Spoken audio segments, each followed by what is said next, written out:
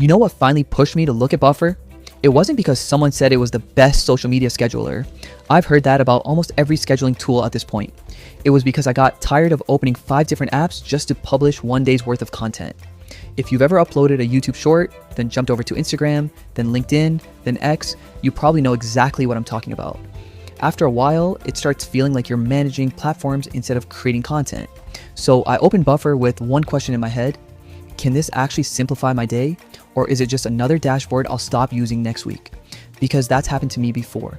A tool looks amazing during the first hour, then somehow makes everything feel more complicated once real work begins. The first thing I liked was that I didn't have to spend 20 minutes figuring out where everything was. That's a bigger deal than people think. When software gets out of your way, you notice it. I could connect accounts, plan posts, move things around on the calendar, and see my upcoming content without feeling like I needed to watch a 2-hour tutorial first.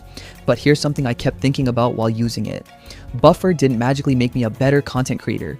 It didn't write viral posts for me. It didn't suddenly make my engagement double overnight. What it did do was remove a bunch of repetitive work that usually steals time without you even noticing. Instead of stopping what I was doing every few hours just to publish something, I could batch that work and move on to creating my next piece of content. Now, does that mean everyone should pay for it? Honestly, no. If you post once or twice a month, I don't think Buffer changes your life very much.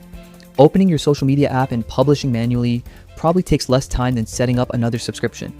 But if you're running a business, managing client accounts, or posting across multiple platforms every single week, the time savings start adding up in a way that's hard to ignore. That's really where I landed after using it. I wouldn't subscribe to Buffer because it has the longest feature list. I'd subscribe because every hour I spend scheduling posts is an hour I'm not writing a script, filming a video, talking to clients, or building my business.